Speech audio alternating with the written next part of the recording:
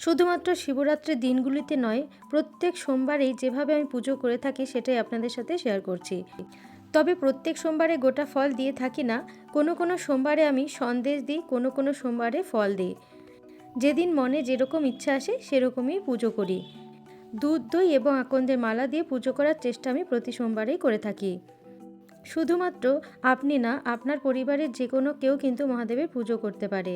এমনকি ছোট বাচ্চাদেরও মহাদেবের পুজো করা শেখানো খুবই দরকার এই যুগে, এবং এই কঠিন পথগুলো চলা একটু সহজ হয়ে যায়। মহাদেবের পুজো করলে সংসারে অশান্তি থেকে মুক্তি পাওয়া যায়। মহাদেবের পুজো করলে সম্পর্কের মিল হয়। মহাদেবের পুজো মন দিয়ে করলে ঘরের মধ্যে থেকে নেগেটিভিটি চলে যায়।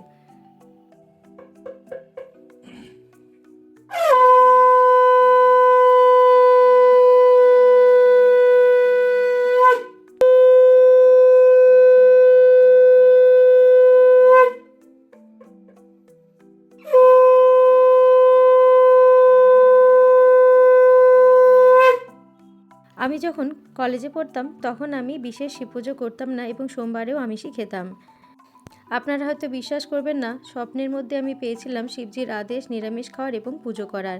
সেই থেকে আমি সোমবার মানি, সোমবারে নিরামিষ খাই এবং শিবজির পূজা করি। তো এই যে ফলগুলো, যে কোনো 5টা ফল আপনারা দিতে পারেন। আমি নিয়ে নিয়েছি কলা, শসা, আপেল, পেয়ারা, আর এর মধ্যে একটা কুল দিয়েছিলাম। আর বেল মহাদেবের খুবই প্রিয় একটা ফল। তো বেলকে অনেকে ফলের মধ্যে ধরে, অনেকে ধরে না। বেল কিন্তু পুজোতে লাগে, সেজন্য বেলও মাঝে মাঝে দিয়ে থাকি। বিশেষ করে শিবরাত্রির দিন আমি বেল দিয়ে থাকি। কীভাবে পুজো করেছি সেটা আপনাদের সাথে একটু শেয়ার করছি যাতে আপনাদেরও সুবিধা হয়। একটা ঘট নিয়ে নিয়েছি, পাত্রের মধ্যে দুধ নিয়েছি, দই নিয়েছি, মধু, ঘি আর চিনি দিতে পারেন বা গুঁড়ো দিতে পারেন অল্প পরিমাণে। সব কিছুকে ভালো করে মিশিয়ে নিয়েছি। আর এর মধ্যে কালো তিলও দিয়েছি আর একটু সিদ্ধি দিয়ে দিয়েছি। তো এটা আলাদাভাবে আপনারা চাইলে অল্প অল্প পরিমাণে শিবজির মাথায় দিতে পারেন।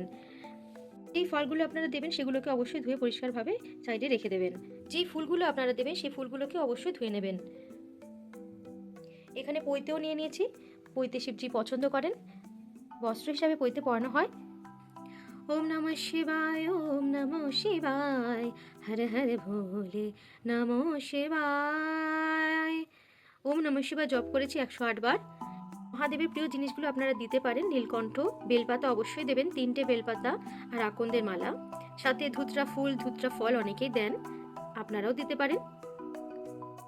মহাদেবের পাশে আমি 5টা ফল মাথায় ঠেকিয়ে পাশে রেখে দিয়েছি। এইভাবে আমি যে মন্ত্রগুলো পড়তে হয় সেগুলো আমি এখানে আগে থেকে লিখে নিয়েছিলাম, সেই মন্ত্রগুলো আমি জপ করেছি। জল দিতে গিয়ে বলতে হবে ওম নমঃ শিবায় শান্তায় কারণত্রয় হে তবে নিবেদয়ামি চত্তানাং তং গতি পরমেশ্বর। 3বার বলতে হবে। বেলপাতা দিতে গিয়ে বলবেন ত্রিদলং ত্রিগুণাকারং ত্রিনেত্রং চ ত্রয়ায়ুধম ত্রিজন্ম পাপসংহারং একবিল্লং শিবার্পণম। গায়ত্রী মন্ত্র ওম তৎপুরুষায় বিদ্মহে মহাদেবায় ধীমহি তন্নো রুদ্রঃ প্রচোদয়াৎ। 3বার বলবেন। ওম ত্র্যম্বকম যজামহে সুগন্ধিম পুষ্টিবর্ধনম উর্বারুকমিব বন্ধনান মৃত্যুর্মুক্তিয়মামৃতাৎ। এটাও 3বার বলবেন। ওম নমঃ শিবায় আপনারা জপ করবেন 108 বার। ওম নমো ভগবতে রুদ্রায় জপ করবেন 108 বার। ওম নমঃ শিবায়, ওম নমঃ শিবায়, ওম নমঃ শিবায়, ওম নমঃ শিবায়, ওম নমঃ শিবায়, ওম নমঃ শিবায়, ওম নমঃ শিবায়, ওম নমঃ শিবায়, ওম নমঃ শিবায়, ওম নমঃ শিবায়, ওম নমঃ শিবায়।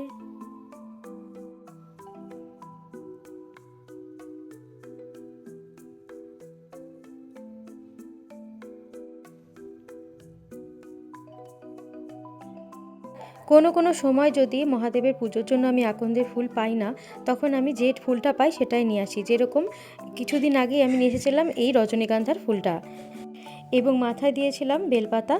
ওম নমঃ শিবায় জপ করতে করতে দুধ, দই, ঘি, মধু, সামান্য একটু চিনি মিশিয়ে দিয়েছিলাম, সাথে একটু সিদ্ধি আর কালো তিলও দিয়েছিলাম।